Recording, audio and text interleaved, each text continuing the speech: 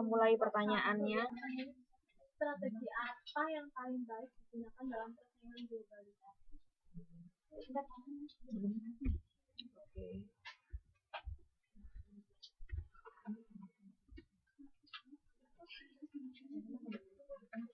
Untuk apa?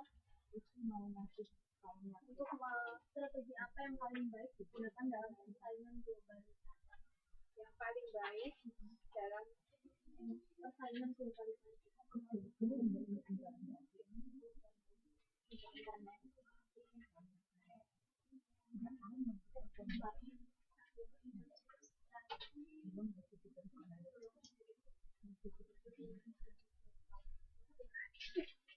Langsung dijawab. Iya, langsung.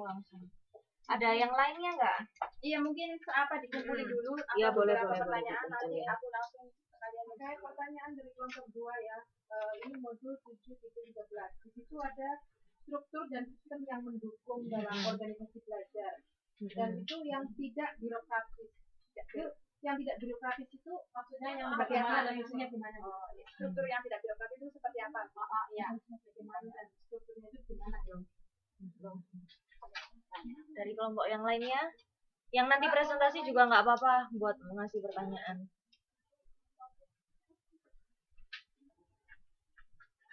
Oke, sementara dulu bisa ini Pak, bikinnya 1 menit aja ya. Ya, saya buka dulu ya. Bismillahirrahmanirrahim. Assalamualaikum warahmatullahi wabarakatuh. Waalaikumsalam warahmatullahi wabarakatuh. Alhamdulillah. Sehat banget.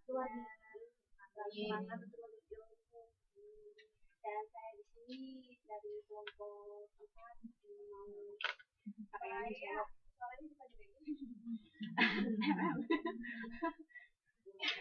Ya, dekat sini aja nggak apa-apa Mbak. Soalnya nanti mikrofonnya di sebelah sini.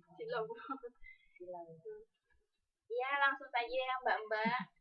Pertanyaan Mbak-mbak yang sudah diajukan kepada saya, dan sekiranya kalau jawaban saya kurang memuaskan ataupun tidak begitu seret dengan hati Mbak, tolong teman-teman yang ada bisa sekiranya bisa mengajukan apa yang lebih baik lagi, silahkan. Dan mari kita sama-sama untuk menjawab pertanyaan, untuk saling berdiskusi supaya kita semuanya bisa memahami apa yang kita diskusikan modul 7 ini, supaya kita bisa mengimplementasikan ke depannya seperti apa itu modul 7 ini. Dan yang pertama itu pertanyaan dari kelompok 1. Strategi apa yang paling baik untuk dalam persaingan globalisasi ya? Nah, saya di sini sendiri strategi apa gitu ya? Otomatis setiap perusahaan itu mempunyai strategi masing-masing. Tidak mungkin semua perusahaan itu sama untuk bisa mengajukan perusahaannya agar bisa mengikuti persaingan globalisasi yang sedemikian ketatnya, sedemikian majunya. Dan kita di sini memakai strategi antaranya yaitu bisa memajukan produktivitas produksi mutu barang yang kita produksi, misalnya yaitu dengan dengan mutu yang lebih baik dari perusahaan yang lain, terus juga mempunyai kualitas yang baik, meskipun dan juga memproduksi barang itu sedemikian seekonomis mungkin. Jangan sampai kita memproduksi barang itu harganya mahal, terus juga barangnya emang bagus tetapi tidak banyak peminatnya, dan di situ juga perusahaan pasti kan mengalami penurunan pemasaran, maksudnya permintaan dari konsumen.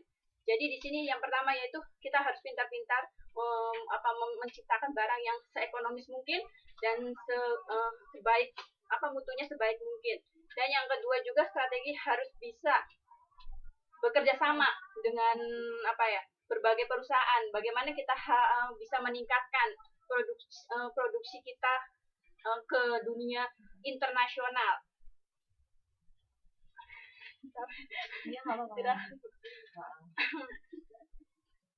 Ya, sekian jawaban dari saya. Sekiranya bisa ditambahkan sama Mbak-mbak yang bisa menambahkan.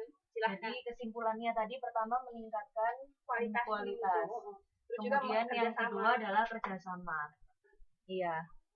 Memang betul sih, itu adalah beberapa di antaranya yang ada di dalam strategi bersaing ini. Salah satu strategi yang baik diimplementasikan di era globalisasi gitu. Jadi yang penting di era globalisasi itu, yang utama banget yang harus diperhatikan adalah kita tuh harus dinamis gitu. Dinamis itu maksudnya apa ya? Nggak statis, yang harus fleksibel dengan adanya perubahan, yang nanti dipelajari ya. Siap bersaing sesuai dengan judulnya, sesuai dengan namanya, strategi bersaing gitu. Nah, karena kita siap menghadapi perubahan, maka apa yang harus disiapkan oleh perusahaan? Yang pertama, harus ada inovasi gitu. Karena perubahan itu selalu erat kaitannya dengan inovasi. Dan inovasi itu bukan yang apa yang akan tren saat ini atau misalnya kita ngomongin fashion ya, perusahaan fashion nih. Apa yang bakal tren pada saat ini bulan-bulan April gitu. Enggak. Inovasi itu berarti harus ngomongin beberapa waktu ke depan lagi. Misalnya sekarang udah bulan April dan kita ngomongin soal tahun depan gitu. Jadi kita bisa mendobrak tren baru di tahun yang mendatang gitu. Kayak gitu. Jadi pokoknya selalu harus ada pemikiran baru, harus fleksibel, terus habis itu harus berinovasi dan harus fleksibel dengan adanya perubahan gitu. Saya menindaklanjuti dari omongan Mbak Nasrifa tadi. Kalau dari Mbak Haryanti sendiri gimana? Ada jawaban sendiri atau gitu? Karena pada hakikatnya kalau strategi itu juga harus disesuaikan dengan perusahaannya gitu. Kalau misalnya perusahaannya itu milik negara gitu ya, yang nggak perlu terlalu banyak berinovasi. Kan ada beberapa perusahaan itu yang kalau misalnya dia terlalu banyak berubah, itu malah jadinya nggak bagus buat perusahaannya gitu. Misalnya perusahaan transportasi kayak gitu terlalu sering berubah gitu. Tahun ini ada MRT, tahun depan mau bangun apa ya nggak bisa jalan gitu. Tapi ada perusahaan yang memang dia itu dituntut untuk harus terus setiap saat itu berubah dan berinovasi kayak gitu. Jadi kembali lagi strategi itu bisa kembali ke perusahaan masing-masing, bagaimana kebutuhan mereka dan bagaimana bagusnya itu dilaksanakan untuk mencapai tujuannya masing-masing gitu. Silakan masuk. Ya silakan. Oke, kalau dari Mbak Haryanti sendiri gimana pendapatnya? Misalnya kayak ini input aja. Loh, enggak kita di sini diskusi aja. Kan kita udah anggapannya udah pada baca modulnya semua kan. Ini kita tinggal Jadi yang paling efektif itu pakai itu strategi bersaing ya, Bu ya. Bisa jadi strategi bersaing. Kalau menurut Mbak Haryanti gimana? Barangkali ada baca modul di halaman berapa terus merasa kayaknya yang ini deh yang lebih bagus gitu. Aduh.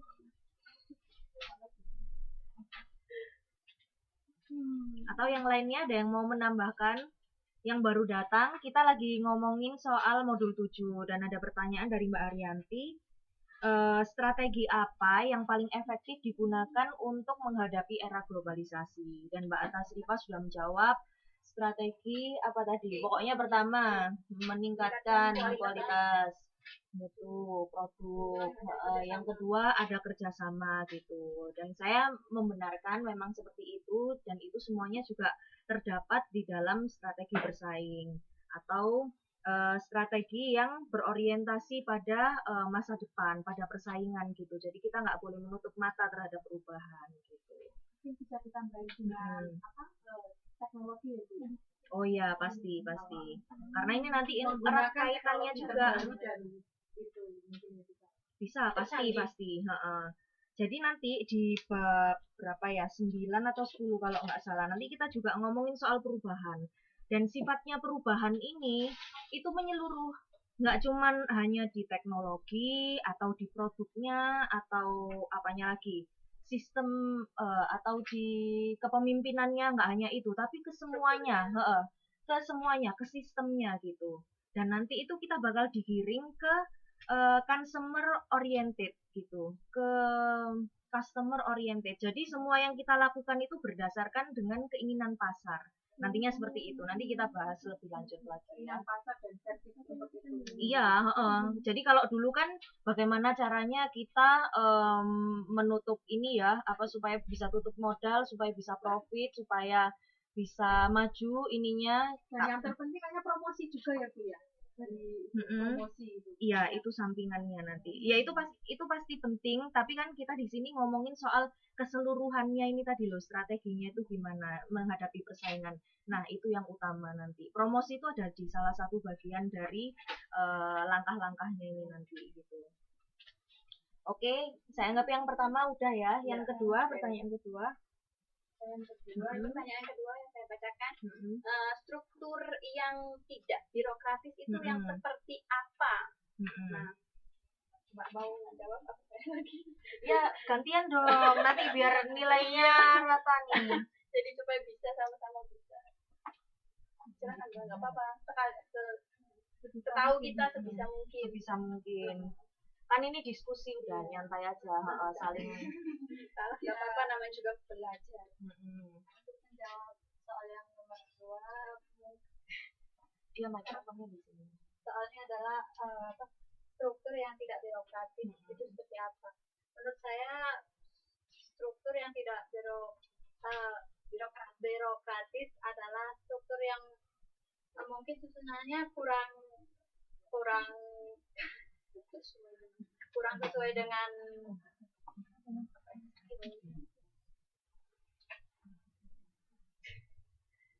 yang tidak sesuai dengan peranannya.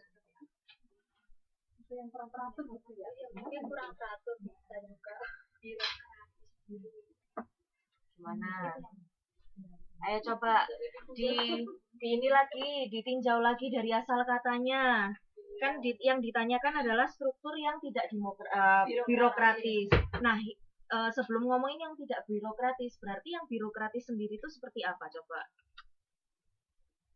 Biasanya kalau mbak-mbak ini lagi ngurusin apa ini, ngurus nilai atau ngurus pendaftaran apa, kemarin waktu dari Indonesia ke sini, itu kan urusannya sama birokrasi semua kan, kayak gini, terus ada yang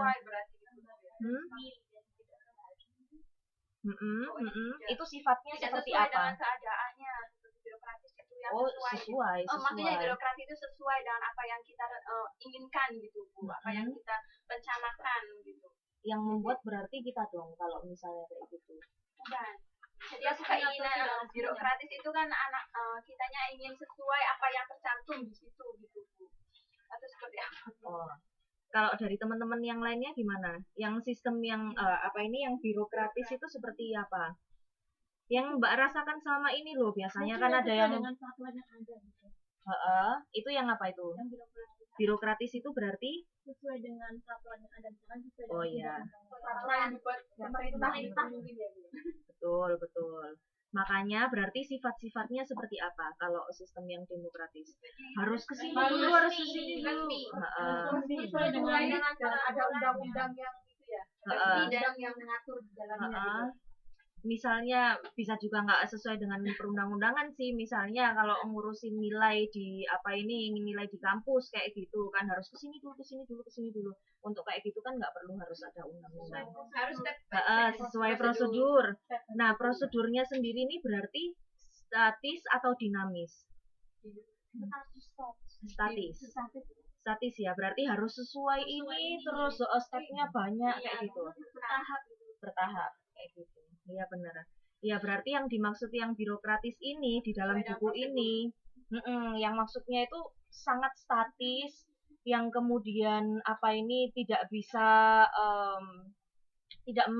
melihat hal-hal baru, yang maksudnya itu yang nggak bisa diganggu gugat, yang peraturannya itu harus saklek, kalau ini ya ini, itu ya itu kayak gitu. Jadi yang tidak birokratis jadi itu yang ada perubahan itu kita harus belajar kayak gitu ya. Iya, yang dinamis maksudnya. Bisa diartikan yang di dalam buku ini itu seperti itu. Kan di sini disebutkan bahwa dalam konteks ini desain struktur yang diperlukan adalah desain yang tidak birokratis. Ini tadi udah dijelaskan di belakangnya, udah jelas banget. Yang mampu mengakomodasi fleksibilitas gitu. Fleksibel berarti kan erat kaitannya dengan dinamis itu tadi kan. Jadi nggak boleh statis itu aja. Misalnya kita bikin peraturan ya itu udah 20 tahun atau 50 tahun yang lalu yang bahkan udah nggak sesuai dengan zaman saat ini. Ya nggak usah dipakai lagi kalau yang kayak gitu. Berarti kita harus bikin baru yang sesuai dengan tantangan era ini saat ini gitu. Jadi harus ada inovasi, fleksibilitas dan berbagai macam perubahan itu tadi. Gitu. Oke. Iya. Oke. Oke, yang lainnya. Oh, tapi waktunya udah ini. Langsung. Ya udah kalau gitu.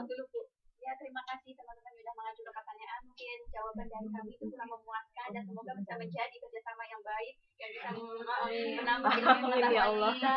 Dan kurang lebihnya saya mohon maaf. Wassalamualaikum warahmatullahi wabarakatuh. Waalaikumsalam warahmatullahi wabarakatuh. Oke, itu tadi kelompok 4 yang sudah menjawab presentasi dari modul 7.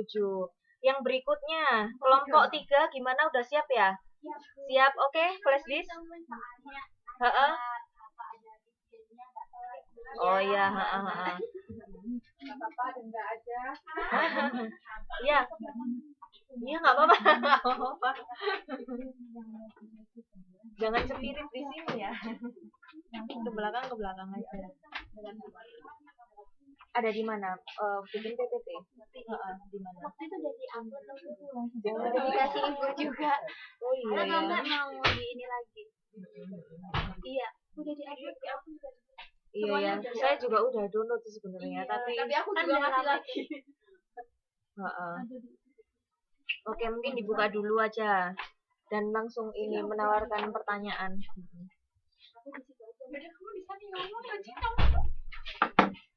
Assalamualaikum warahmatullahi wabarakatuh. Pagi semuanya. Maaf ya kita telat. Ini. Ini majikannya telat. Kita kelompok 3 mau ngebahas modul 6 tentang pengawasan. Jadi kan kemarin Ibu Fikri sudah bilang kita nggak presentasiin, tapi kita udah ada PPT-nya. Terus jika teman-teman ada pertanyaan, sekarang kita catat, terus nanti kita jawab satu persatu. Ya, bisa dimulai. Langsung yang mau tanya tentang modul 6. Dari kelompok 1 ya. Pertanyaannya, kalau di suatu organisasi terjadi suatu masalah di mana pengawasannya jadi berkurang, terus apa yang sebaiknya dilakukan oleh manajer supaya pengawasannya kembali efektif dan masalah itu juga bisa diselesaikan? Terima kasih. Ya, terima kasih.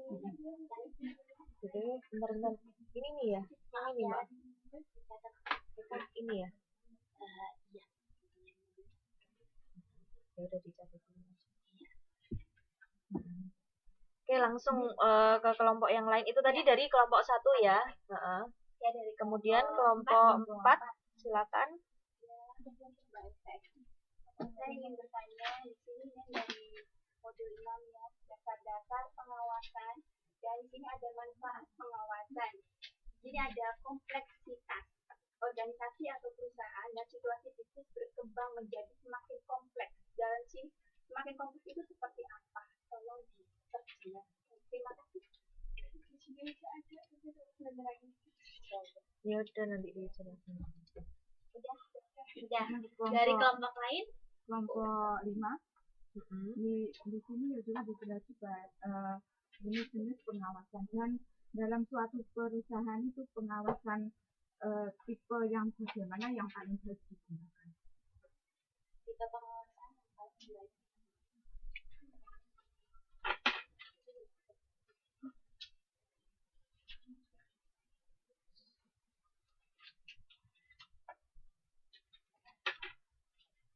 Ada lagi dari kelompok lain?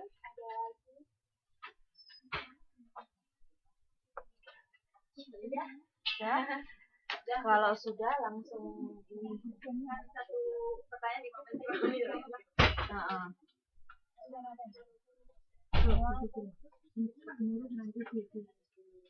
Menjalin hubungan yang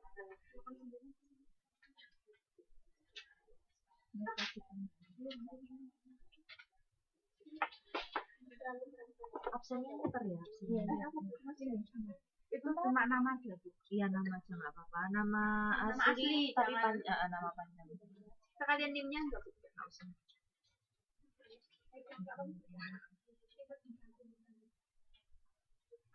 Kita bisa mulai menjawab sekarang, Boleh? teman-teman. Ya. Agak deket sini ya mikrofonnya di sini. Tadi dari kelompok 1 bertanya yang harus dilakukan seorang manajer agar pengawasan berjalan secara efektif. Di sini mungkin seorang manajer ingin melakukan pengawasan yang lebih efektif itu kita dalam pengerjaan sesuatu itu kita harus melalui survei. Jadi dalam survei itu nanti kita bisa mengkoreksi apakah kita berjalan, tujuan dari organisasi itu berjalan sesuai dengan rencana atau tidak. Makanya itu survei sama pengawasan dalam sebuah kegiatan itu sangat penting untuk introspeksi di hasil akhirnya. Nanti itu tujuan dari tujuan yang ya gitu. Bisa diterima atau terlalu muter-muter ya? Gini. Tadi pertanyaannya kan gimana seorang manajer itu harus pengawasannya secara efektif kayak gitu loh. Tidak ada Bila masalah. terjadi suatu masalah, Iya, itu terjadi dalam suatu dalam kebersamaan itu ada masalah yang harus mengawasi. Iya, Jadi ini konteksnya ketika ada masalah gimana? Pengawasan berkurang untuk Penyelesaian. pengawasannya tetap efektif. agar tetap efektif. Misalnya ada contoh langsung nggak, misalnya dalam perusahaan apa gitu ada masalah apa? Misalnya mungkin di suatu kantor tuh kayak semacam ada karyawan yang korupsi gitu kan, mungkin kayak semacam manajer tuh kayak semacam aduh stres tuh yang mungkin di kantor itu tuh seorang apa ya karyawan tuh ada satu masalah gitu kan, terus yang karyawan lain tuh jadi kerjanya tuh kurang terawasi, mungkin mengantuk kerjanya nggak sesuai dengan prosedur yang ada. Gimana? Jadi seperti ini nih contohnya, misalnya ada perusahaan A ya, terus dia itu tiba-tiba profitnya itu berkurang sampai 50%, dan itu nggak seperti biasanya, nggak mungkin profit itu bisa langsung drastis seperti itu berkurangnya, omsetnya juga berkurang seperti itu. Nah ternyata ditengarai itu ada korupsi di bagian keuangan misalnya. Nah pada saat ketika manajer itu mengetahui ada kecurangan gitu, terus apa yang harus dilakukan? Pengawasannya berikutnya itu seperti apa? Segera menindaklanjuti masalah itu agar tidak mengganggu jalannya organisasi. Jadi mungkin seorang manajer dia harus dari perencanaan itu dia udah mulai gimana ya? Harus dia benar-benar harus setiap bagian pasti sudah ada seseorang yang ditugasi untuk melakukan pengawasan. Jadi dari situ kita harus benar-benar jeli kepada setiap yang sudah ditugasi itu, Bu. Oh iya. Melakukan survei gitu ya. Oke. Ketika tahu apa ini kecolongan ada masalah seperti itu, berarti yang salah itu di awalnya kan? Iya. Berarti sejak awal itu sudah ada masalah, tapi baru aja ketahuan ketika ada hasilnya gitu kan. Nah berarti untuk kedepannya itu harus lebih ketat lagi, harus nggak boleh kecolongan, harus lebih jeli, benar katanya Eka. Berarti harus lebih jeli pengawasannya ke depannya.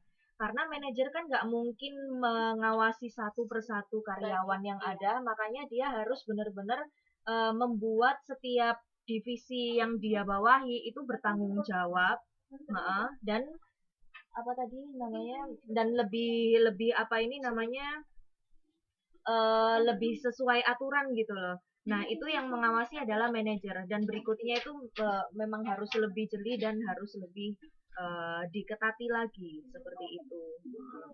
Jadi ini tuh adalah sebuah proses yang dari awal sampai akhir pengawasan itu.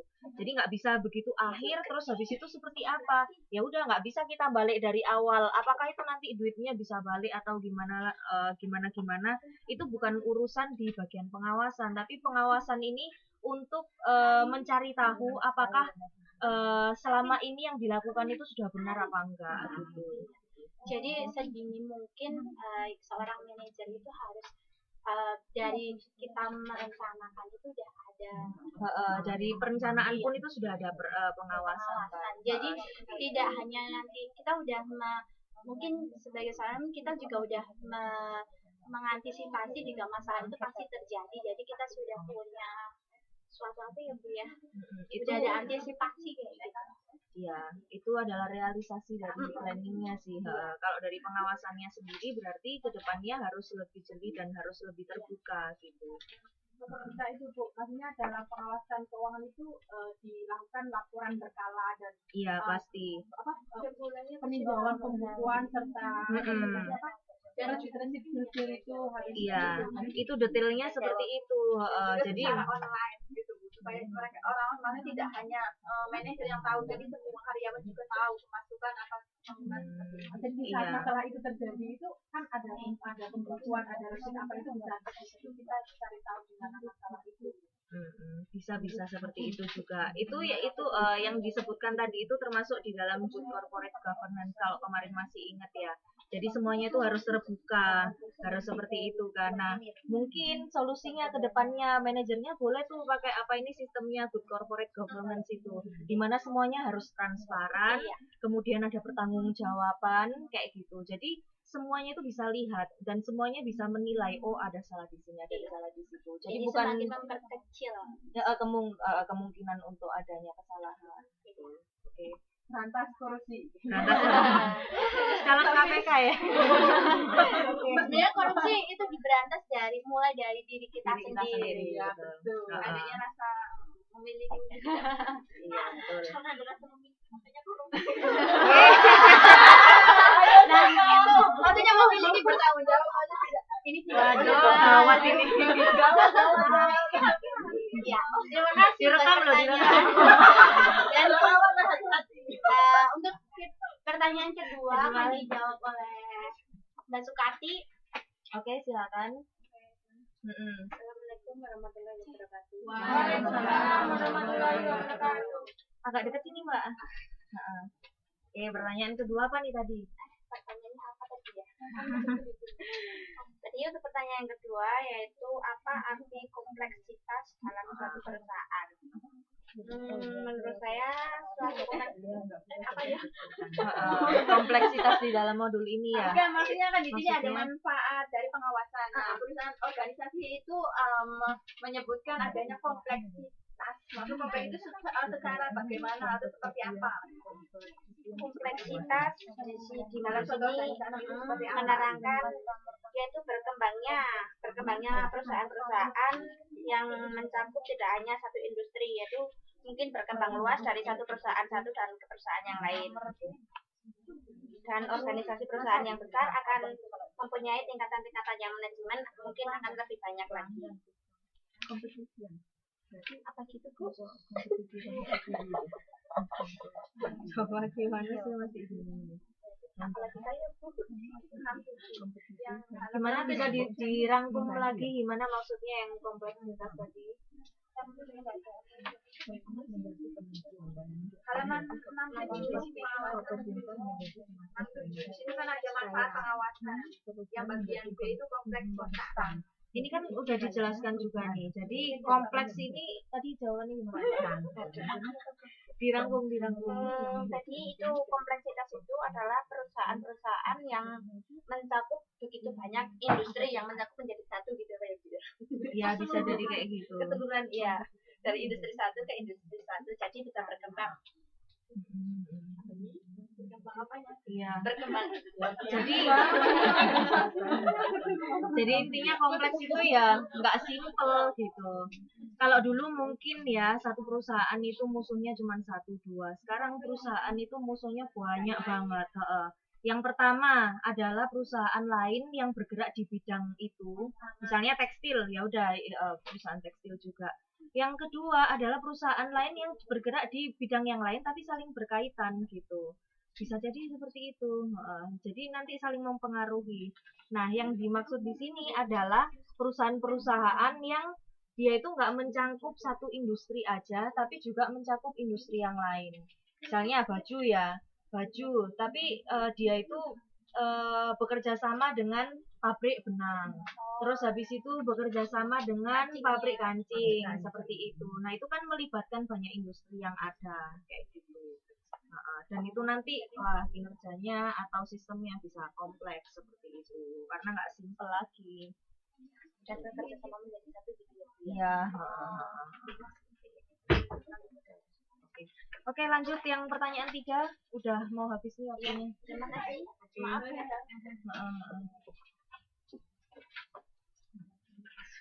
Satu menit ya. Baru ngucapin A. Oke, yang ketiga, tipe pengawasan yang baik digunakan. Menurut saya, tipe pengawasan yang baik digunakan adalah pengawasan multiple. Karena udah mencakup multiple.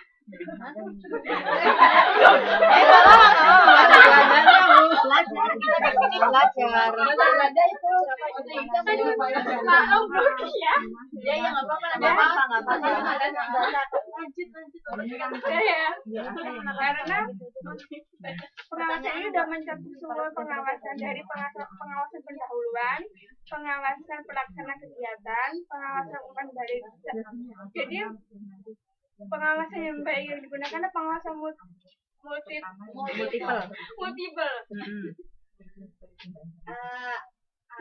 Gimana? Sudah jelas sampai sini. Jadi dalam sistem pengawasan multiple ini udah mencakup dari keseluruhan tipe pengawasan. Jadi kalaupun dari sistem-sistem yang sebelumnya itu ada kekurangan, jadi di dalam sistem multiple ini semuanya udah mencakup dari pengawasan pendahuluan, semuanya udah mencakup di sini. Jadi kita memilih pengawasan multiple itu mungkin kita bisa gunakan, walaupun itu memang terlalu kompleks karena dari pengawasan ini mungkin setiap manajer itu harus membagi semuanya tipe pengawasan dari misalnya dari manajer. Jadi dalam suatu perusahaan itu kan banyak banget manajer ya Bu. Jadi dari semua manajer itu manajer yang di atasnya itu mengawasi di bawahnya. Yang general manajernya Iya, ya. jadi lebih kompleks kan gitu. Oke. Iya. Oke. Iya, Bos. Boleh. Bisa. Atau mungkin yang lain ada pendapat lain, nggak suka sama yang ini, maunya pengawasan lagi. Karena setiap ini kan mungkin berbeda. Ada nggak Mbak yang pengawasan pendahuluan sukanya atau pengawasan apa? Iya, maaf kalau misalkan kalau ini kan ya kan mungkin setiap orang tuh mempunyai pendapat yang berbeda. Tapi kalau misalkan nanti di saat kelas itu nanti kan ada abisan gitu kan, takutnya kalau misalkan apa gitu. Kalau untuk ujian nanti pokoknya sesuai dengan modul aja, nggak bakal jauh berbeda dari modul, pasti plek. Nggak mungkin misalnya menurut Anda bukan tentang pendapat biasanya, tapi tentang apa yang ada di buku ini gitu. Kalau seperti ini tadi kan pertanyaannya tentang pendapat kan, suka yang mana kayak gitu. Ya, ini punya pendapat masing-masing. Jadi kan kalau pengawasan multiple itu kebanyakan diterapkan di perusahaan besar. Iya. Kalau perusahaan kecil ya mungkin tidak memakai. Iya, jadi kita menyesuaikan dengan organisasi tersebut. Kalau memang dalam kapasitasnya itu masih yang organisasi kecil, mungkin kita bisa menggunakan pengawasan yang sesuai. Lebih simpel lah. Iya, karena ini yang multiple ini memang lebih kompleks. Jadi karena emang dibagi menjadi divisi-divisi yang lebih kompleks itu tadi, makanya kita misalnya untuk UKM mungkin bisa menggunakan pengawasan umpan balik atau yang lainnya yang lebih simpel dan lebih kompatibel buat mereka. Tapi untuk perusahaan besar ya memang yang paling bagus menurut saya juga yang ini multiple itu. Oke, terima kasih.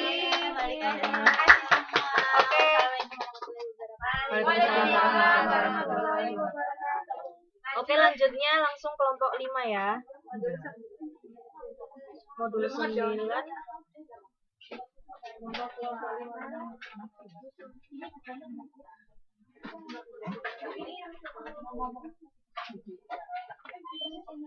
Modul 9 modul 9. Ya, modul 9.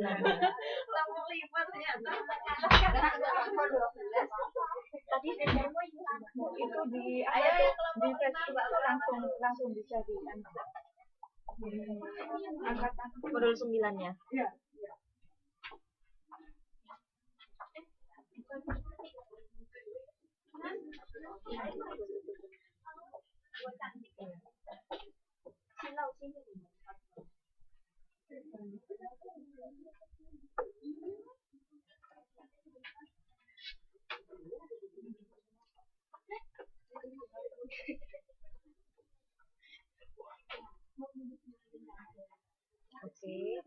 Oke, berikut ini adalah presentasi dari kelompok 5 dibuka oleh Mbak Muntia. Silakan. Assalamualaikum warahmatullahi wabarakatuh. Waalaikumsalam warahmatullahi wabarakatuh. Itu kami mewakili kelompok 5. Sebenarnya kami 4 orang dan yang 1 orang nggak bisa hadir. Ya, kami bertiga yang mewakili. Dan bila nanti ada kekurangan kami maaf. Nanti coba dulu. Banget. Ya, takutnya itu loh Bu. Iya. Takutnya Ya, modul 9 mengenai manajemen perubahan. Perubahan dan manajemen. A itu mengenai sifat dasar perubahan. Di dalam perubahan ini terdapat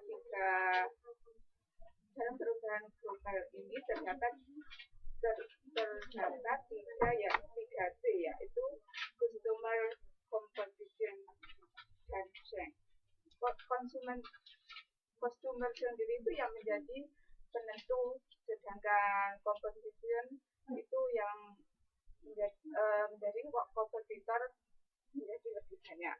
Sedangkan change itu yang perubahan nanti bisa menjadi konstan.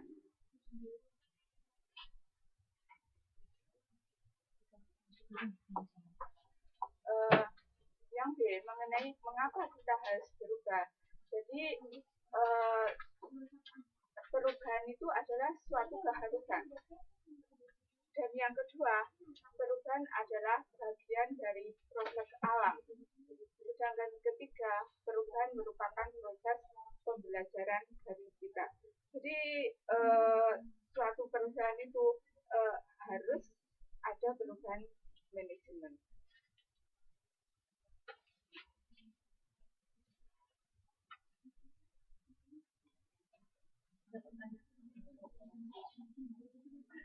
Maaf mau ada pertanyaan. Lanjutkan, Mbak. C yaitu mengenai manajemen perubahan. Ada 3 hukum manajemen perubahan yang bersifat hukum alam, law of nature. Yang kedua hukum kekacauan, yaitu law of chaos. Dan ketiga chaos. Hukum yang dipengaruhi oleh halusinasi, law of hallucination. Lanjut.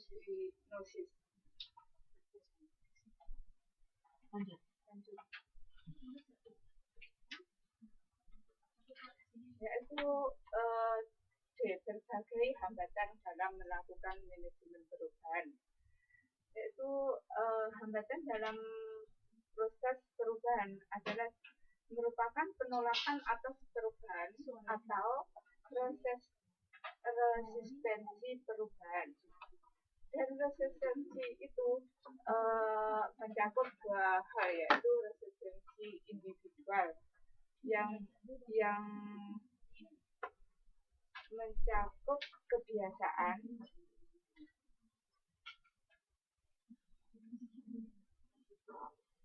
jadi kayak kebiasaan itu kayak pola tingkah yang kita tampilkan secara berulang-ulang untuk kehidupan. Yang kedua, rasa aman. Jadi apabila kondisinya itu aman, jadi kita dalam melakukan aktivitasnya ya bisa terasa aman gitu. Dan ketiganya faktor ekonomi. Faktor ekonomi itu yang menjadi sumber penolakan atas perubahan itu. Dan keempat, ketidakpastian. Dalam ketidakpastian itu, makanya untuk mendepresifikasikan hasilnya nanti itu yang ketidakpastian itu. Dan kelima adalah persepsi. Jadi persepsi itu cara pandang. Jadi, cara pandang untuk suatu perusahaan nanti itu gimana untuk mencapai kemajuan, apa gimana gitu cara pandangnya kita yaitu dari persepsi. Dan yang kedua resistensi kelompok kerja dan organisasi, yaitu mengenai inersia struktural atau penolakan terstruktur. Organisasi ini cenderung melakukan perubahan karena kuatnya dukungan atau struktur itu. Dan yang kedua, fokus perubahan berdampak luas, yaitu dalam organisasi tidak mungkin terjadi hanya difokuskan pada salah satu bagian aja. Dan yang ketiga, inersia kelompok kerja. Jadi suatu kelompok itu cenderung menghalangi anggotanya yang ingin mengubah perilaku. Dan yang keempat, ancaman terhadap keahlian. Jadi perubahan dalam pelaksanaan pekerjaan bisa mengancam keahlian suatu kelompok. Semisal kita di ruangan kita menggunakan alarm kayak gitu ya, itu juga mengganggu kan sebenarnya. Dan jadi beberapa kelima ya, ancaman terhadap hubungan dengan kekuasaan yang telah mapan, yaitu memperkenalkan sistem pengambilan keputusan partisipasi bisa dipandang sebagai ancaman kewenangan para supervisor dan manajer menengah.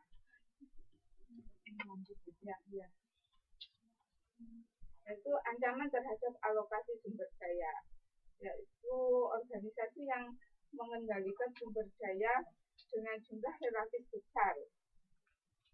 Melihat untuk perubahan organisasi sebagai ancaman bagi mereka. Ini langsung skip aja Mbak ya. Langsung ke action.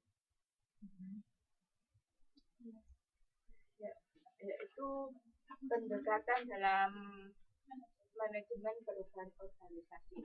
Di sini sendiri ada 3 pendekatan klasik yang dikemukakan oleh Kurt Lewin, yaitu unfreezing the status quo. Dan yang kedua, movement to the new state. Yang ketiga, refreshing the new change to make it permanent.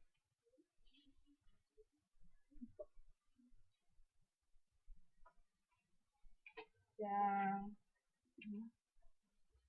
itu cara mencegah dan mengatasi hambatan yang muncul, yaitu melalui pendidikan dan komunikasi. Jadi di sini bisa dijelaskan secara tuntas tentang latar belakang, tujuan, akibat dari semua pihak. Yang kedua yaitu partisipasi. Peranannya yaitu kayak pemimpin, jadinya bertindak sebagai fasilitator dan motivator. Jadi seorang pemimpin itu ya harus berpartisipasi dalam perusahaan tersebut. Yang ketiga, memberikan kemudahan dan dukungan. Yang keempat, negosiasi,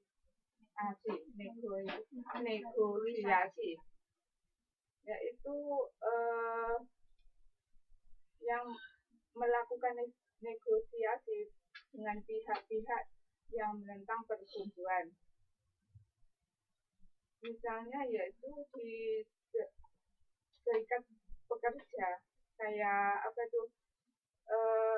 ada alternatif tawaran ke suatu keinginan kepada mereka itu, jadinya kayak memberikan negosiasi. Yang kelima, manipulasi dan kooptasi, yaitu menutup kondisi yang sesungguhnya. Yang keenam, paksaan.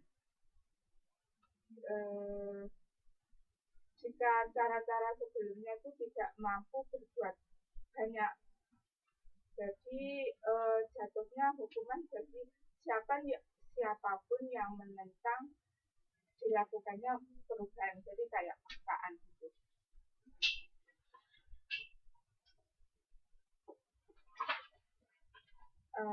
Sampai di sini ada pertanyaan? Oke, jadi ini kan kita ngomonginnya soal perubahan ya, bagaimana sebuah perusahaan itu harus mampu beradaptasi dengan perubahan. Ini ada dikemukakan oleh pakar.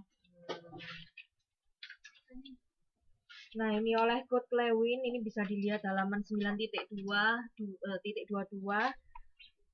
Inti dari bagaimana kita menyesuaikan diri dengan perubahan itu seperti apa ya? Seperti ini, ada 3 macam nih. Yang pertama unfreezing, kemudian yang kedua movement, yang ketiga refreezing. Tadi sudah dijelaskan oleh Mbak Mutia. Itu pendekatan klasik. Jadi cuma ada 3 aja yang bisa kita lakukan untuk antusias terhadap perubahan. Jadi apa struktur yang sudah menahun, yang sudah tidak bisa digunakan lagi sekarang, itu lebih baik diubah. Itu yang maksud dari pertama unfreezing gitu. Jadi jangan terlalu lama berada dalam suatu sistem atau struktur yang sama gitu. Kalau memang itu sudah tidak udah nggak sesuai dengan keadaan saat ini, ada saatnya dirubah. Kemudian yang kedua ada movement tadi. Secara bertahap tapi pasti kita lakukan aja adaptasi terus menerus. Yang ketiga gimana kita menetapkan aturan-aturan baru gitu. Seperti itu ya. Nah, terus juga udah dijelaskan tadi tentang mencegah beberapa hambatan yang muncul karena beradaptasi terhadap perubahan itu memang nggak mudah gitu kan. Ada banyak hal yang harus dipersiapkan, kemudian harus dihadapi. Nah, dari 1 sampai 5 langkah ini yang dikemukakan oleh Coach and Friends Junior ini, JR, kalau misalnya dari 1 sampai 5 ini nggak bisa dilaksanakan, ya terpaksa harus menggunakan paksaan gitu pada akhirnya. Gitu. Oke, langsung ini Mbak. Meraih keberhasilan dalam perubahan, yaitu dalam meraih keberhasilan itu kita harus berani, jadinya yang utama keberanian. Yang kedua, transformasi mindset. Dan yang ketiga, sense of urgency. Iya. Jadi pokoknya harus supaya berhasil dalam perubahan itu tadi, yang pertama kita harus berani. Apapun strateginya, apapun resikonya, apapun strategi yang digunakan, tapi kalau misalnya kita nggak berani melakukan strategi itu, ya sama aja omong kosong gitu. Jadi harus berani bertindak gitu. Perusahaan yang lain belum ada yang pernah menggunakan ini, tapi kalau yakin dengan langkah itu, misalnya perusahaan bakal berhasil, ya udah lakukan aja, berani gitu. Masalah resiko mah nanti gitu. Rugi, tapi yang nggak rugi banget sih. Nyoba-nyoba, berani ambil berani resiko, harus, iya. Semakin besar resikonya, semakin besar keuntungannya gitu. Ya amin. Ya nggak selamanya kan, nggak selamanya semuanya bisa langsung untung kan. Resiko kan kita semakin besar kemampuan kita untuk mengambil resiko gitu. Iya. Dengan itu resiko itu. Betul. Gitu. Transformasi mindset, sense of urgency. Jadi kita juga harus punya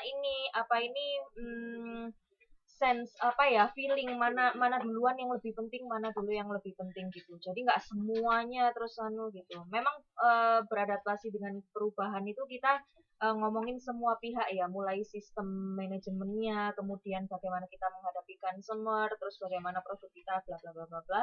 Tapi dari situ kita juga harus memiliki insting mana dulu yang lebih penting untuk dilakukan terlebih dahulu dan mana dulu yang akan dilakukan kedua. Seperti itu. Oke. Dan ini selanjutnya Mempersiapkan akan perubahan. dijelaskan sama Mbak. Oke, monggo Mbak Sumarti.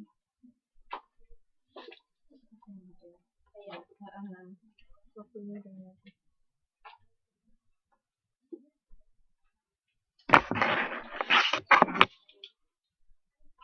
Langsung saja ya teman-teman ya. Selanjutnya mempersiapkan perubahan. Di dalam mempersiapkan perubahan yang A, strategi mempersiapkan perubahan dan perusahaan. Yang pertama, melakukan pengelolaan manajemen atau sumber daya manusia yang berorientasi pada masa depan. Selanjutnya, menuju sumber daya manusia yang berkualitas dan memiliki keunggulan. Yang selanjutnya, memiliki pemimpin yang unggul. Selanjutnya, memiliki pimpinan dan manajer bervisi ke depan dan masa depan. Yang selanjutnya, pemaham berbagai faktor keunggulan perusahaan, melakukan perubahan internal organisasi. Yang selanjutnya, penerapan manajemen kompetensi. Jadi, di dalam strategi mempersiapkan perubahan dan perusahaan itu ada 7. Berikutnya ya. Iya. Melakukan pengelolaan manajemen sumber daya manusia yang berorientasi pada masa depan.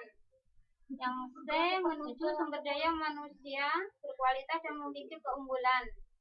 Yang D, memiliki pemimpin yang unggul. Dalam memiliki pemimpin yang unggul, yang D itu di sini dijelaskan adanya inovasi dari bawah ke atas. Inovasi dari bawah ke atas. Selanjutnya, kepemimpinan di segala tingkatan. Selanjutnya, melibatkan organisasi, menciptakan keahlian dan perilaku baru, memiliki metrik atau ukuran untuk memantau kemajuan. Bentar ya, saya salah ya. Ya, jadi seperti yang saya bilang tadi, untuk mempersiapkan perubahan itu nggak bisa kita hanya nyomot divisi ini dulu aja yang harus siap menghadapi perubahan. Nggak, ini harus semuanya. Dan ngomongin soal sistem gitu ya. Karena perubahan itu nanti ngefeknya ke perusahaan secara keseluruhan. Nah, kalau udah ngomong soal keseluruhan, berarti kita ngomongin sistem gitu. Jadi PR-nya ini banyak banget memang. Harus mulai dari SDM yang ada di karyawan ini, kemudian harus manajernya sendiri harus membenahi diri. Kemudian itu nanti juga mengarah ke produk-produknya, terus bagaimana kita men-treat atau memperlakukan customer kayak gitu segala macam. Jadi harus meliputi semuanya, itu harus dipersiapkan. Gitu. Bu, ya? Kalau setiap ada perubahan itu dari perencanaan awal itu dirubah semuanya atau cuma diperbaiki saja? Tergantung juga. Kalau misalnya tidak ada perlu diperbaiki dari awal, ya nggak usah buang-buang waktu dan buang-buang tenaga kalau kayak gitu. Kalau bisa diatasi ya langsung aja. Oke. Langsung ke manajemen mana Mbak ini? Manajemen perubahan yang mana?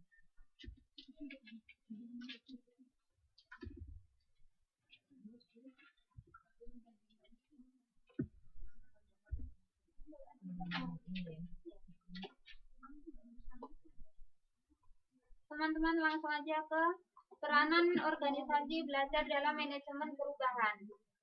Adapun pokok pikiran penting yang mencirikan organisasi belajar yaitu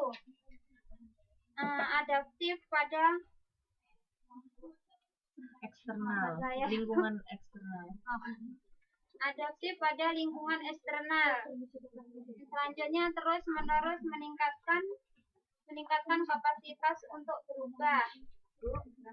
Selanjutnya mengembangkan kemampuan belajar secara individual dan kolektif. Selanjutnya menggunakan hasil belajar untuk mencapai hasil yang lebih baik. Langsung lanjut aja. Oke, ini baterainya lo ya, sambil ini nganuin baterai saya tanggapin tadi. Ya, jadi untuk menghadapi perubahan ini ada dicetuskan salah satu manajemen yang namanya manajemen belajar, organisasi belajar. Maksudnya apa ini? Berarti organisasi tersebut atau perusahaan tersebut selalu belajar di setiap waktu.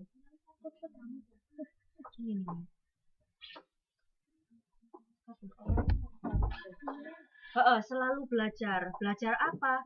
Semuanya. Mulai belajar tentang apa ini kondisi internalnya seperti apa, lingkungan eksternalnya seperti apa, terus perubahan yang sedang mencolok itu yang seperti apa gitu. Maka dia nanti ada prioritas. Ya. Sambil memperbaiki gitu ya, Bu ya. Sambil memperbaiki.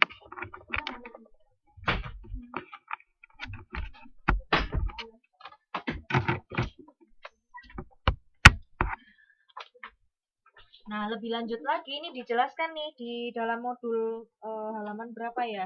Yang bisa dilihat di slide saat ini. Kelihatan kan ya? Ya. Apa aja yang harus dilakukan ketika kita menjadi organisasi belajar? Yang pertama ya harus adaptif. Adaptif maksudnya mampu beradaptasi dengan lingkungan eksternal gitu. Kalau internal kan sudah setiap hari bersama itu aja gitu kan. Mungkin akan lebih mengerti kita terhadap lingkungan internal daripada eksternal. Nah, yang di sini yang ditekankan adalah kita harus lebih adaptif terhadap lingkungan eksternalnya kita. Kemudian meningkatkan kapabilitas untuk berubah. Terus habis itu mengembangkan kemampuan belajar secara individual dan kolektif. Jadi yang belajar itu nggak cuma individu aja, tapi secara kolektif, secara kelompok, bahkan secara satu perusahaan itu semuanya harus belajar. Gitu. Ini yang dimaksud dengan organisasi belajar. Karena belajar terus-menerus terhadap perubahan, insya Allah nanti juga dia hasilnya akan lebih tinggi, lebih bagus daripada orang yang statis gitu, perusahaan yang statis. Gitu. Oke. Selalu ada improvement gitu. Ya, betul. Selalu ada inovasi dan dia selalu dinamis dan fleksibel terhadap sesuatu yang baru. Kan ada kan, karena kita itu terlalu sering dalam apa ini namanya sistem A gitu misalnya ya. Ada perubahan sedikit terus ogah, males, nanti ngubahnya terlalu banyak misalnya kayak gitu. Nah, itu berarti salah satu ciri orang nggak mau belajar kayak gitu. Kalau misalnya dalam organisasi belajar ini nggak boleh kayak gitu, harus setiap hari berubah pun harus bisa adaptasi. Oke, dapat disimpulkan bahwa yang selanjutnya dapat disimpulkan bahwa belajar membuat kita sukses. Nyindir banget ya ini. Ini maksudnya organisasinya loh, organisasi belajar ini. Karena tingkat pertama yaitu sukses survivatif. Yang kedua, tingkat kedua sukses inovatif. Yang ketiga, tingkat ketiga sukses kualitatif. Kualitatif ini. Kualitatif. Salah tulis. Jadi maksudnya gimana nih, Mbak? Maksudnya yang tingkat pertama yaitu sukses survivatif, yaitu sukses dalam survivatif dari seluruh survivatif itu dari kata dasar survive atau bertahan gitu. Jadi ini ada tingkatannya gitu. Sukses yang kita raih itu yang pertama bisa bertahan, tingkat survivatif. Jadi maksudnya yang penting perusahaanku bertahan gitu aja. Jalan jalan ya jalan, mati tapi yo gak mati, tapi yo gak besar gitu. Ya standar. Nggak sebesar perusahaan Aqua misalnya. Di tengah-tengah terus. Ya, yang penting bisa bernafas gitu ya. Iya. Mati nggak mau, iya. Mati segan, hidup tak mau kayak gitu. Itu yang tingkat pertama. Yang penting hidup gitu aja. Iya. Terus yang kedua itu sukses inovatif. Jadi ini udah lebih maju dari yang pertama nih. Jadi nggak sekedar hidup, tapi juga ada inovasi-inovasi. Dia ada produk-produk baru kayak gitu. Kemudian dia itu lebih dipandang lah dari pasarnya dia gitu. Nah yang ketiga ini lebih tinggi lagi, yaitu sukses kualitatif. Jadi kita nggak sekedar punya inovasi, tapi juga bisa mempertahankan mutu, kualitas kayak gitu. Jadi ini butuh waktu ya untuk mencapai yang ketiga ini. Ya tingkat pertama nggak apa-apa lah, semester 1 masih bertahan nggak apa-apa lah ya. Nanti semester 2 ada inovasi, semester 3 dan seterusnya mutunya makin tinggi gitu. Habis semester semua jadi pengusaha. Amin. Jadi ngomongin mahasiswa. Oke, ini bisa dipelajari sendiri nih. Ini juga mau menjelaskan ini atau ya ini dulu deh ciri-ciri. Ya waktunya udah mepet. Hakikat.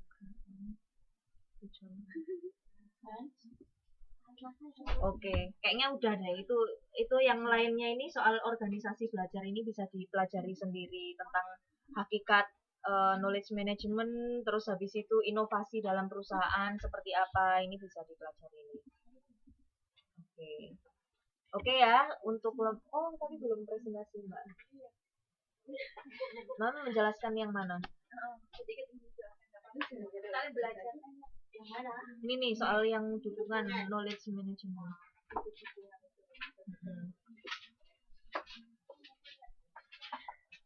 Oke teman-teman, kita lanjut aja ke dukungan knowledge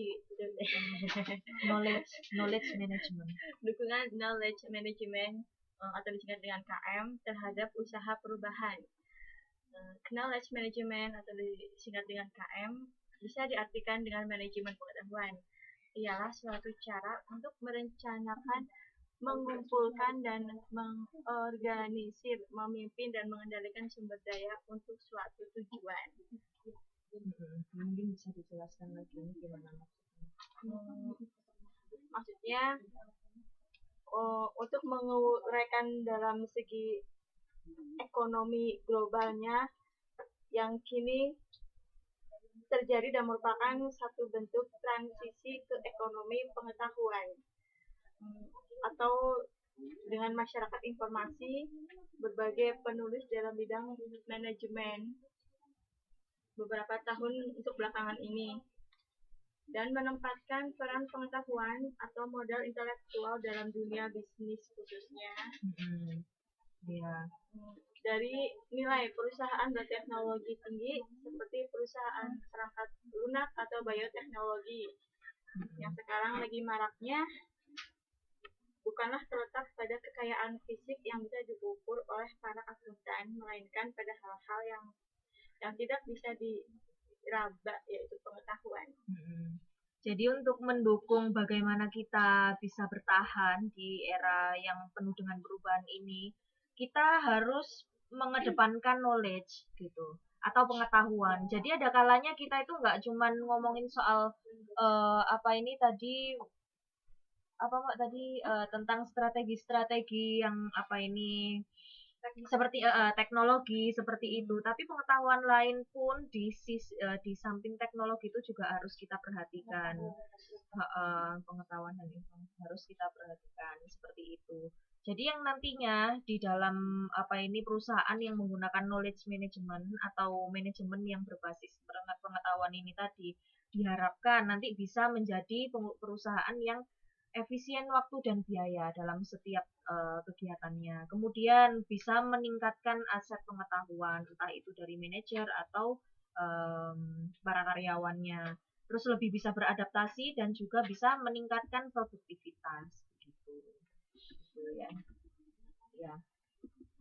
Oke, kayaknya sudah cukup. Terima kasih. Itu tadi presentasi dari kelompok 5. Mau ditutup Mbak Mutia? Ini Kak. Sini aja ya. Sini aja lah bisa ya. Ya, ini tadi presentasi dari kami, dan apabila ada kurangnya kami mohon maaf, dan kita akhiri. Wassalamualaikum warahmatullahi wabarakatuh. Waalaikumsalam warahmatullahi wabarakatuh. Terima kasih. Oke, langsung kelompok berikutnya. Ini slide-nya ada 34 tapi dipercepat aja ya.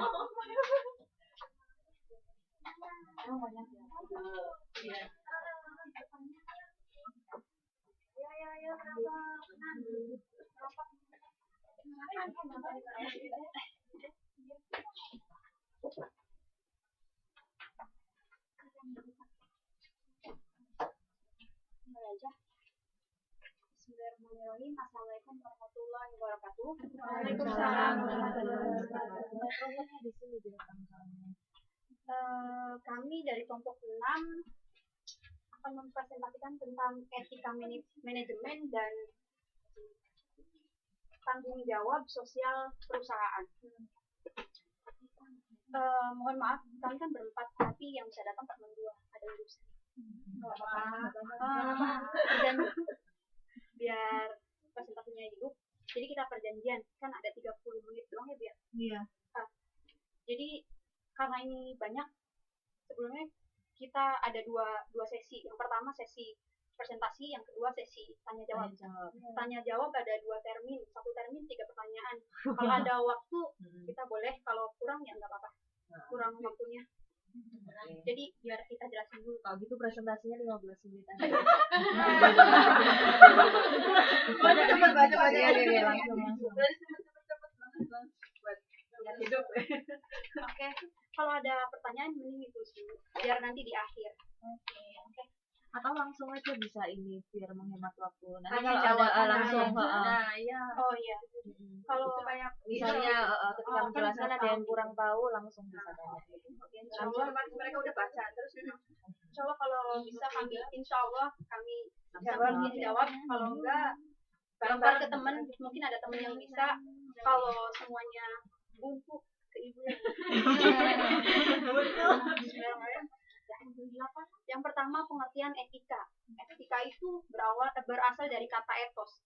Etos berasal dari bahasa Yunani yang artinya watak, kesusilaan, adat, karakter yang dimiliki oleh seseorang.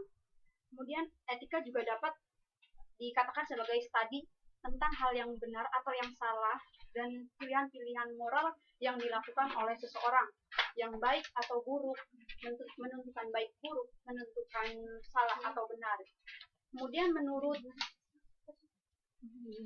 Griffin dan Ebert, etika bisnis adalah suatu istilah yang sering digunakan untuk menunjukkan perilaku etika dari seseorang manajer atau karyawan suatu organisasi.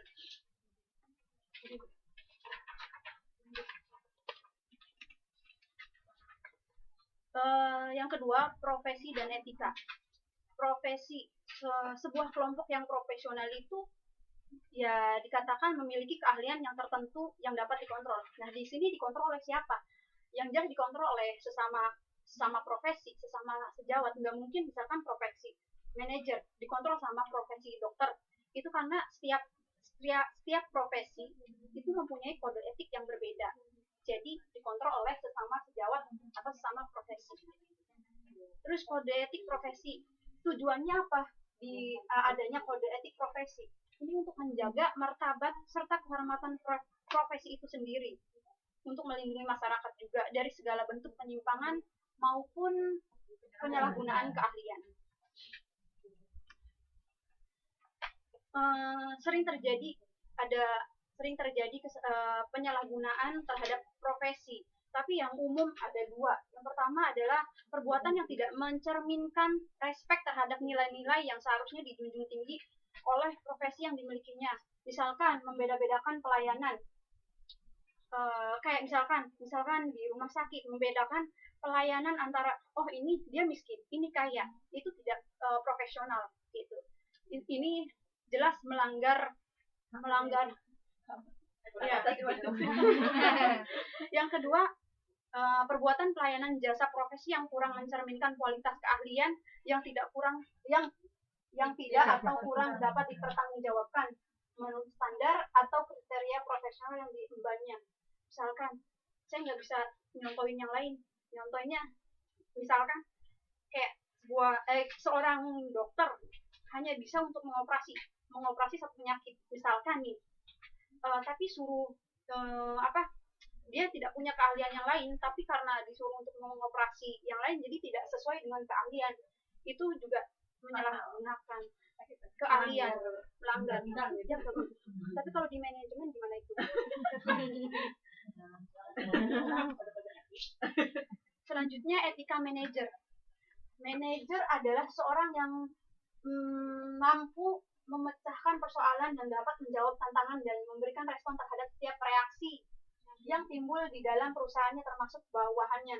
Jadi manajer itu bukan seseorang yang cuman tidak merasa hanya saya bekerja dan untuk mencari sop nasi, tidak. Di sini manajer dia punya tanggung jawab untuk kalau ada permasalahan di bawahannya dia harus bisa memecahkan persoalan. Yang selanjutnya etika bisnis atau etika manajemen. Etika bisnis atau etika manajemen itu artinya sama saja. Adalah suatu dasar tindakan utama dan harus diperhatikan oleh setiap pelaku bisnis untuk menciptakan dan melindungi citra perusahaan. Selain dari kita memperhatikan etika bisnis, kita juga harus memperhatikan norma etika. Menurut Zimmerer, ada tingkatan norma etika. Boleh dibaca. Gimana ya?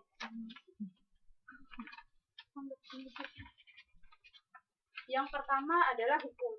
Hukum ini mengatur perbuatan yang boleh atau tidak boleh yang dilakukan oleh seseorang. Yang kedua, kebaikan dan prosedur organisasi. Memberikan pedoman-pedoman khusus untuk individu atau organisasi. Ini untuk mengambil keputusan. Kemudian yang ketiga, sikap moral. Yang ketiga, kata Zimmer itu sikap moral dan mental individu yang sangat penting. Ketika individu harus mengambil keputusan yang tidak tertera dalam aturan formal gitu.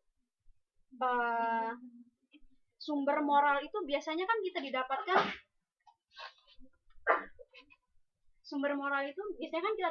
dari kecil kan.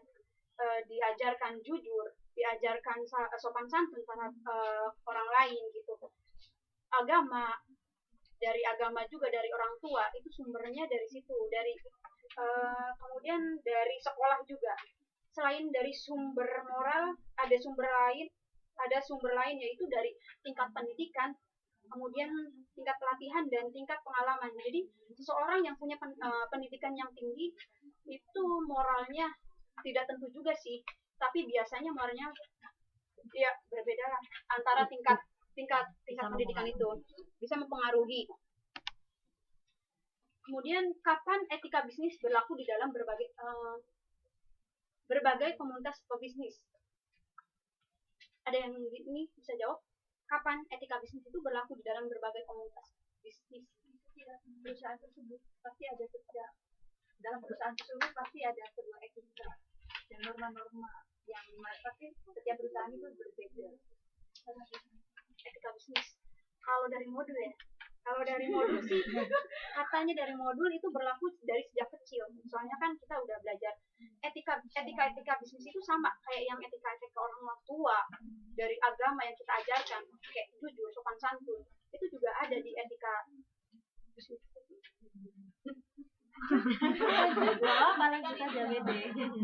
Iya, tapi ini jadi dasar etik dasar.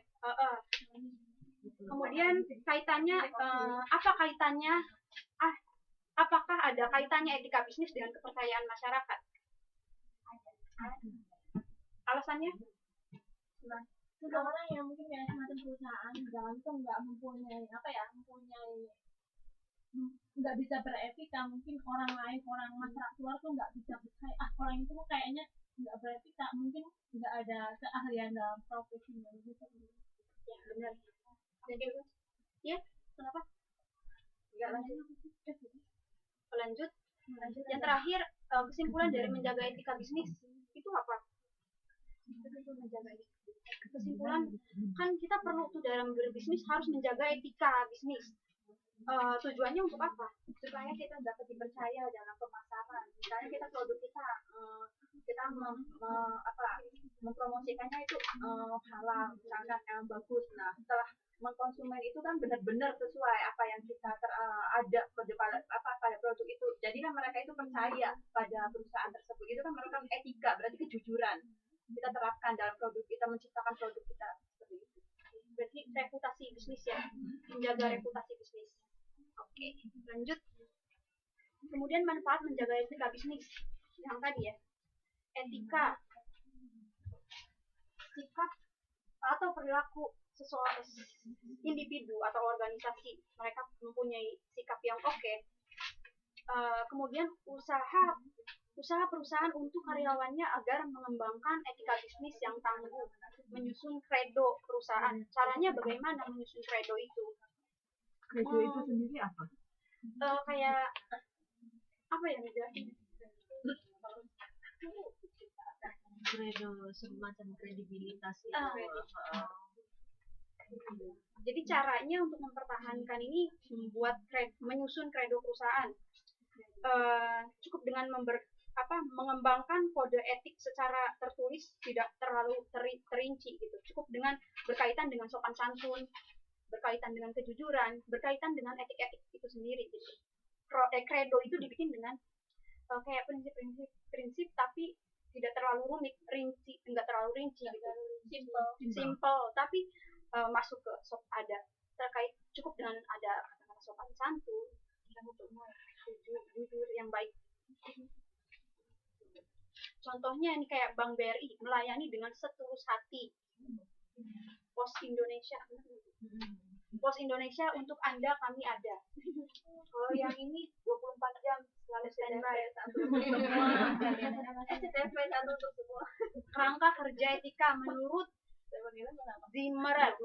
Yang pertama mengikuti berbagai dimensi etika yang ada dan dijadikan sebagai suatu pilihan. Yang kedua, mengidentifikasi stakeholder yang terlibat dalam pengambilan keputusan. Ini tujuannya untuk apa ya? Untuk mencegah terjadinya, karena kan di sini ada beberapa stakeholder, investor. Jadi untuk mencegah konflik antara investor, biar nanti kalau sudah ada kita buat kode etiknya tidak ada konflik. Yang ketiga, mengambil alternatif yang tersedia sambil mengevaluasi dampak yang ditimbulkannya. Yang keempat, mengimplementasikan pilihan yang konsisten dengan tujuan budaya berbagai keputusan individu dan sistem nilai perusahaan. Sampai sini ada yang mau ditanyakan teman-teman? Atau enggak ada? Lanjut. Ada. Waktunya. Lanjut. Apa Mbak Enda? Bagaimana cara seorang karyawan menghadapi manajer yang kurang beretika? Ini karyawan yang menghadapi manajer yang kurang beretika. Karyawan ya. Berarti dari bawah ke atas, bukan dari atas ke bawah ngeliat. Jadi maksudnya kalau manajernya itu berperilaku baik gitu ya, otoriter gitu ya, gimana? otoriter seperti kalau menurut saya ya, manajer itu bawahan owner. Kalau saya sebagai owner, saya tahu benar-benar ini manajer dia punya etika atau enggak. Kan kita pas mau cari manajer itu kan kayak kita ya cari tahu. Tapi mulanya baik, tapi di tengah perjalanan gitu baru Bener, tahu. kita kan nggak tahu.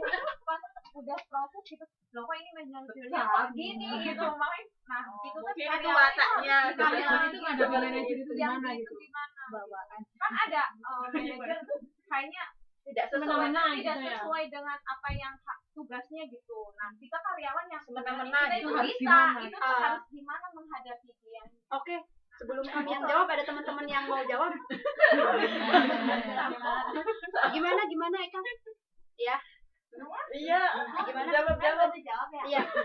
Ini kalau menurut saya kalau seorang manajer itu sudah tidak sesuai dengan apa yang menjadi tujuan dari organisasi itu, kita kan di sini banyak stakeholder di situ, banyak pemegang saham, investor. Jadi setiap manajer itu pasti mereka itu mendapat kepercayaan sebagai seorang manajer pasti atas dasar dari stakeholder semuanya itu mengambil suara dia sebagai manajer.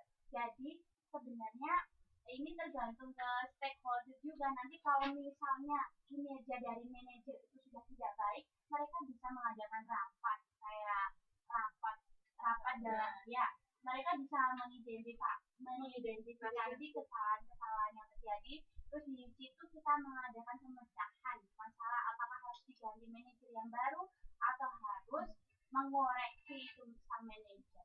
Karena dalam organisasi kita itu tidak bisa semena-mena terus memberhentikan sesuatu atasan atau seorang.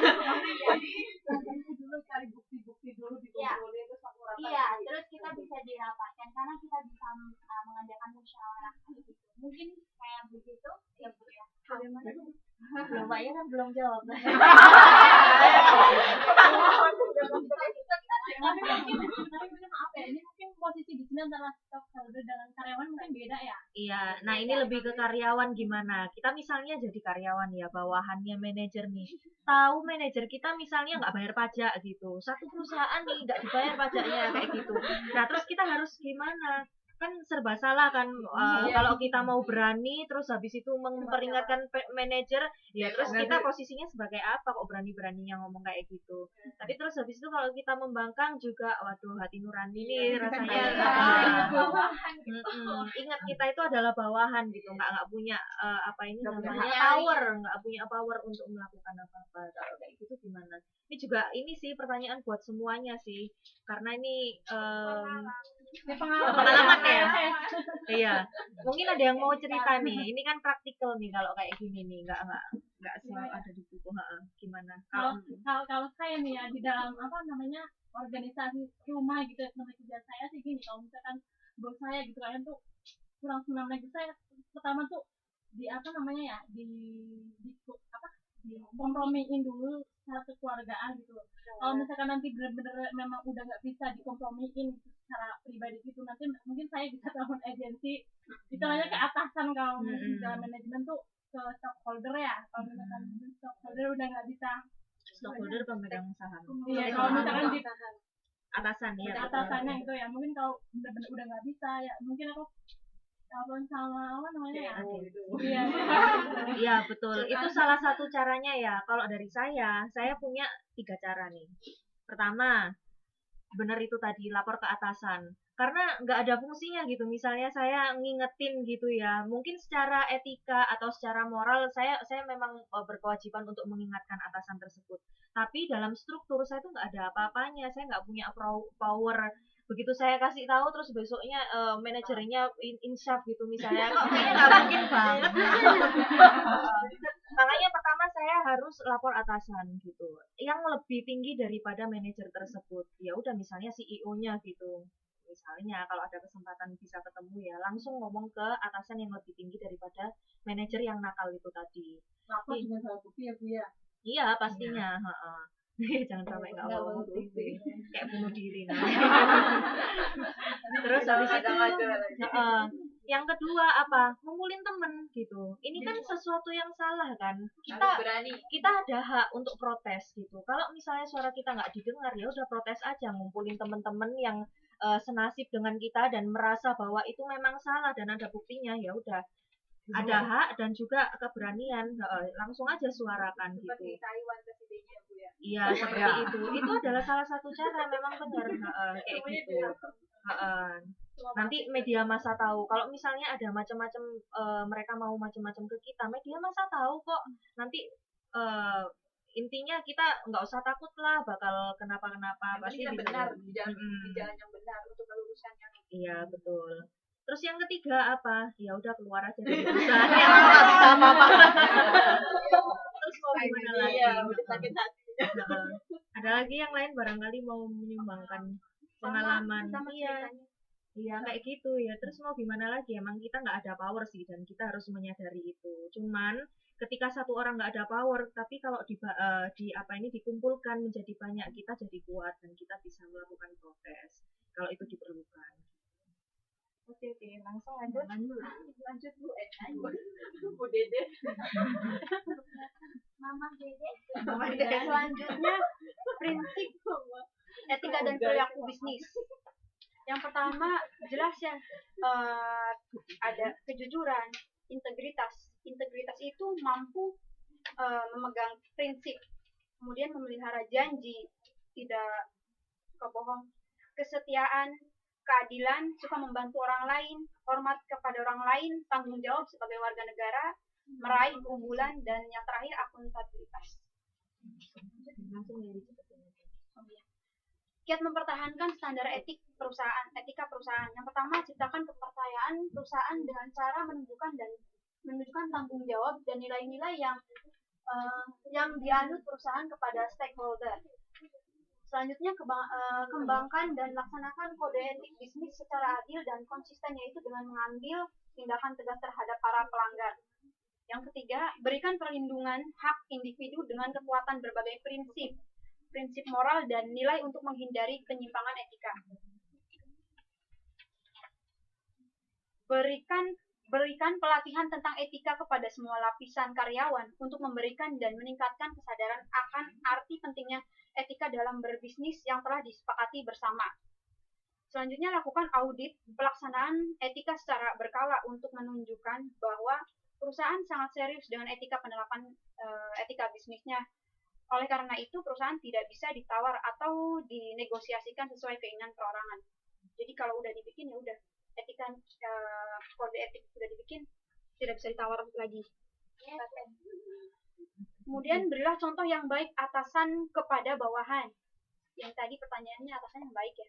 Ciptakan budaya komunikasi dua arah untuk memperlancar arus komunikasi. Etika manajemen udah selesai. Yang kedua tentang corporate social responsibility, tanggung jawab sosial perusahaan. Sampai sini ada yang ditanyakan? Nggak lanjut.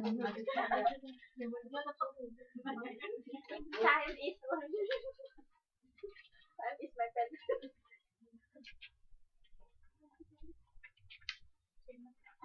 Bahasa kerennya CSR ya. CSR.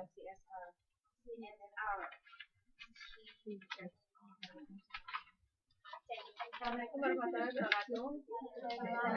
Di sini saya akan melanjutkan dari penjelasan Mbak Dede tentang CSR ya.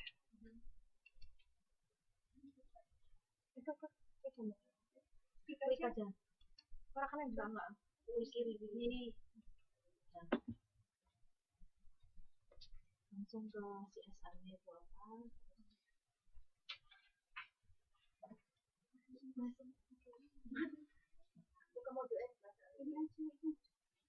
Langsung ke CSR-nya itu apa? Nah ini. Definisi CSR. Menurut The World Business Council for apa? Pokoknya singkatannya WBCSD.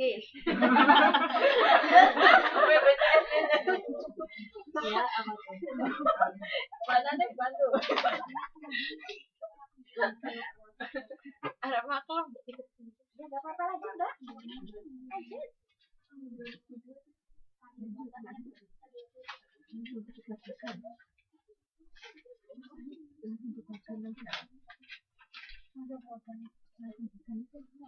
Menurut The World Business Council for Sustainable Development, corporate social responsibility is the continuing. Langsung menurut Mbak aja gimana CSR? Nah, jadi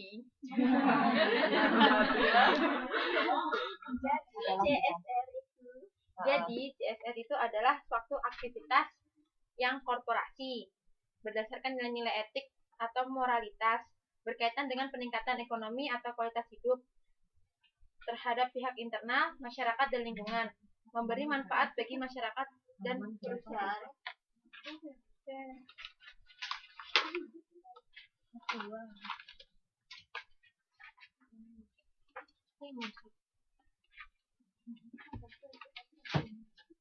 Itu yang bahasa Inggris tidak dari mobil Bu. Langsung jadi tanggung jawab. Bisa langsung dari CSR nggak? Ada tanggung jawab CSR ada.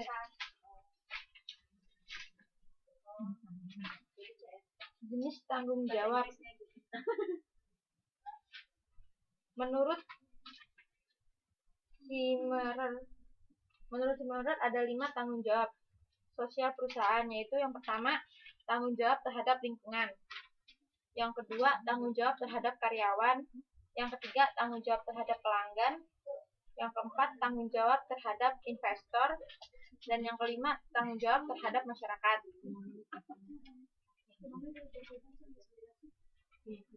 Atau jelasin aja, nggak usah dibaca.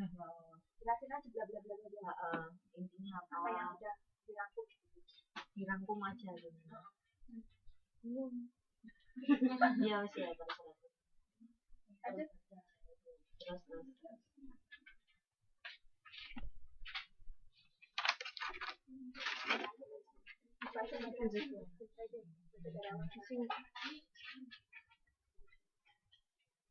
Ini dijelasin nggak menurut saya?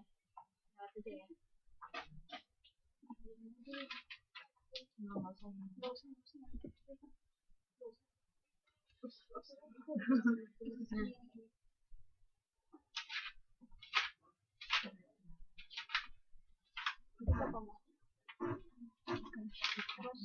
Halaman 19.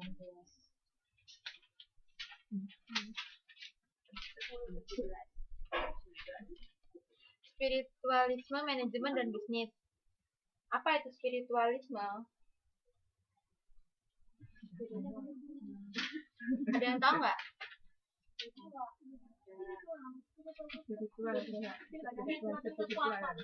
Dari dalam diri kita. Kekuatan keluar yang dari dalam manajemen. Ya, Spirit mungkin kayak semacam kekuatan dari Dalam dari diri dalam organisasi satu manajemen. bisa jadi. Jadi bisa jadi. mau sesatan. Langsung aja Mbak. Langsung aja ya. Baca. Jadi tingkat persaingan antar perusahaan untuk menjadi yang terdepan, persaingan kurang sehat, dan menghalalkan segala cara. Menganggap etika tidak sama dengan pengelolaan perusahaan. Prinsip umum atau bisnis apa sih? Bisnis. Belakang baca dikit. Selanjutnya, seharusnya tidak memandang bisnis sebagai alat mencari keuntungan semata, memanusiakan manusia, dan menciptakan harmonisasi dengan seluruh partisipan. Bukti bisnis yang tidak mengindahkan etika berpotensi menghancurkan dirinya sendiri. Antisipasinya, mengikuti pelatihan spiritualisme manajemen bisnis. Contohnya, cerita kesuksesan perusahaan Kyocera. Yang kedua, moto atau semboyan. Respect the divine and love people. Selanjutnya, ini masih contoh yang tadi ya.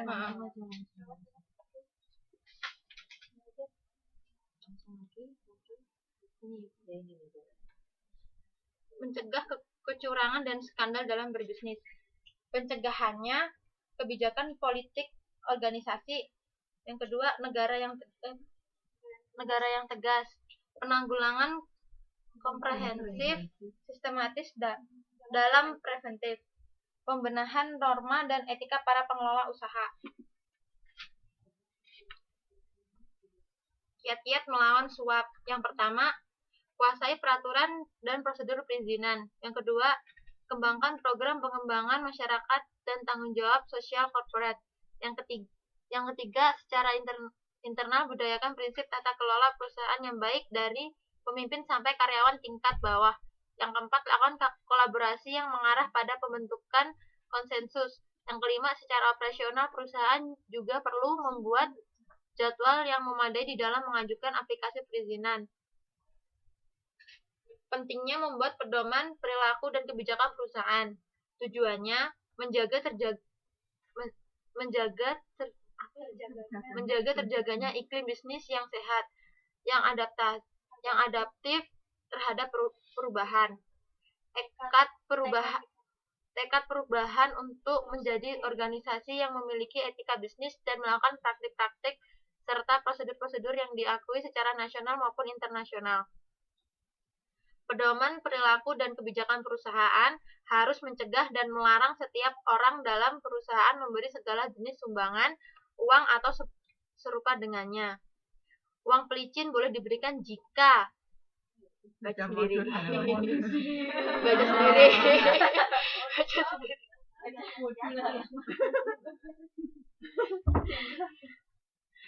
Unsur yang perlu dipertimbangkan dalam merancang dan mengembangkan pedoman perilaku dan kebijakan perusahaan. Ada 15 ya. Bisa dibaca sendiri. Oke. Udah selesai. Oke, jadi kesimpulannya gimana, Mbak? Jadi kesimpulannya kan perusahaan itu anggapannya kita tuh sudah mengeruk keuntungan dari masyarakat. Kita menggunakan kita dapat duit dari orang-orang, membayar produk kita kayak gitu atau jasa kita. Terus habis itu kita bisa membuat produk karena adanya sumber daya alam dan lain sebagainya. Kita sudah sering mengeksploitasi itu semua. Nah, sekarang saatnya perusahaan itu gimana? Semacam membayar hutang gitu loh. Jadi kita udah memakai itu semua, udah dikeruk, udah dieksploitasi. Nah, sekarang waktunya kita bertanggung jawab.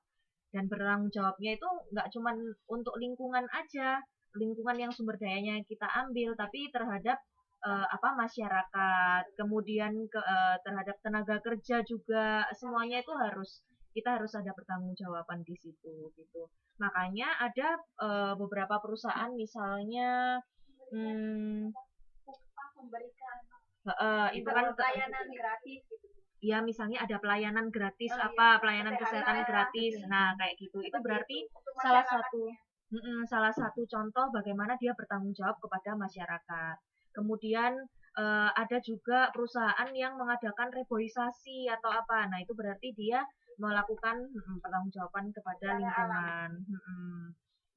Atau meningkatkan upah ya berarti kepada karyawan sendiri kayak gitu. Jadi dan ini penting gitu karena perusahaan yang tidak melakukan pertanggungjawaban seperti itu nantinya bakal turun, reputasi jatuh juga, kemudian dia nggak dipercaya lagi bahkan oleh para karyawannya sendiri seperti itu ya. Oke, terima kasih Mbak. Iya.